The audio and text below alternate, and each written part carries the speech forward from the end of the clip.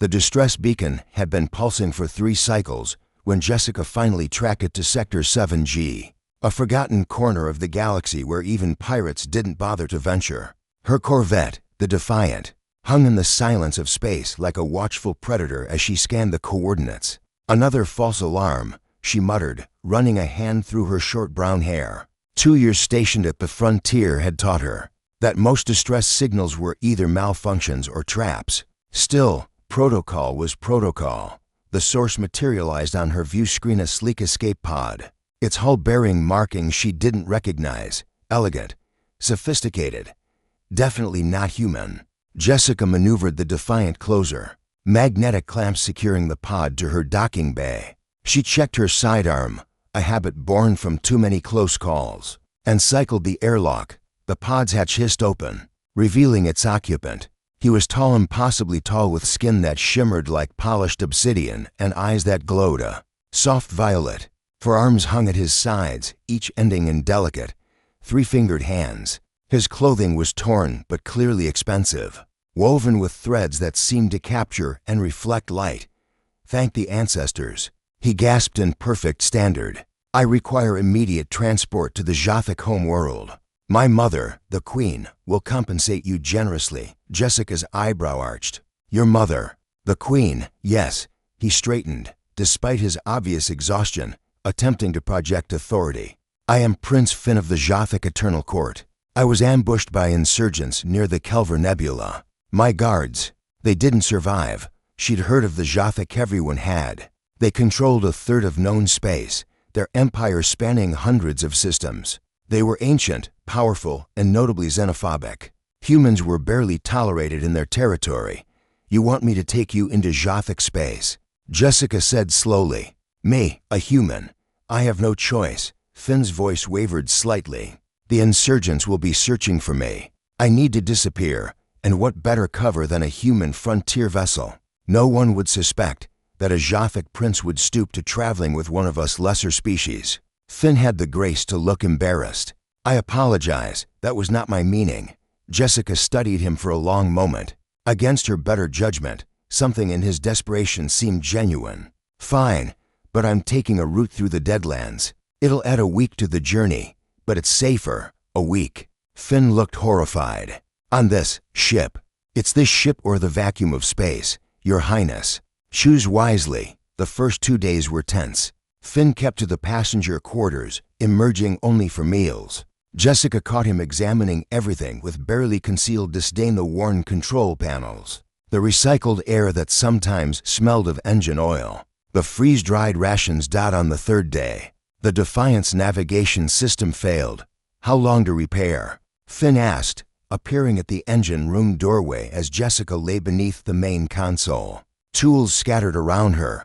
12 hours if I'm lucky. Maybe 20. Perhaps I could, unless you've got a degree in pre-warp human engineering. I doubt it. Silence.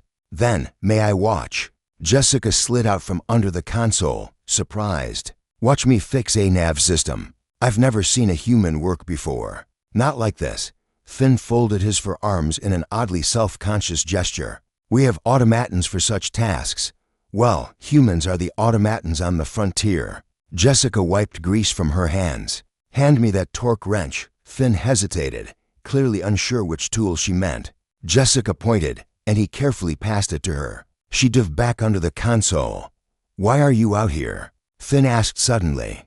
The frontier is dangerous, lawless, it's honest, Jessica replied, her voice echoing in the tight space. Back in the core systems, everything's politics and bureaucracy. Out here, things are simple. You work, you survive, you make a difference. Don't you miss your family? Your home world? Jessica's hands paused for just a moment. I am home. Space doesn't belong to any one species, Your Highness. That's what makes it beautiful. Something in her words seemed to strike Finn. He sat down on the floor beside her, his elegant robes pooling around him. Tell me more about humans, he said quietly.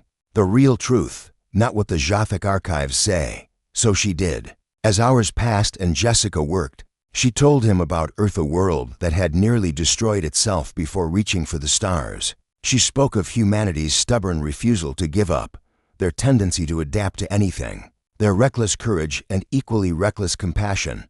Finn listened, truly listened, asking questions that showed genuine curiosity rather than condescension. We were taught that humans were dangerous because they were unpredictable, Finn admitted. That your short lifespans made you desperate and reckless.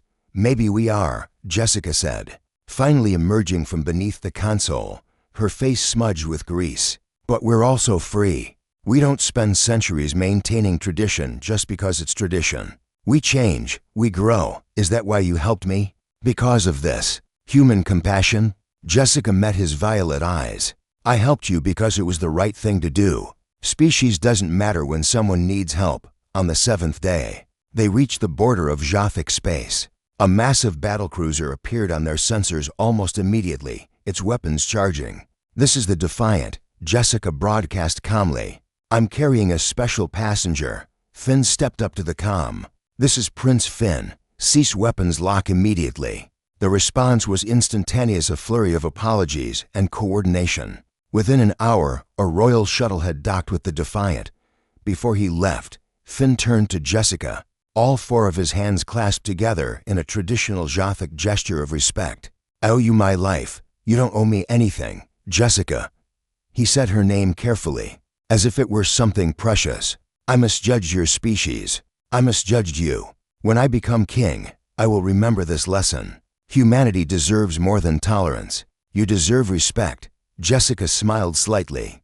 That's a start, Your Highness. As she watched the royal shuttle depart, Jessica felt a strange certainty that she'd just changed something important. Not through weapons or threats, but through something far more human, simple, stubborn kindness.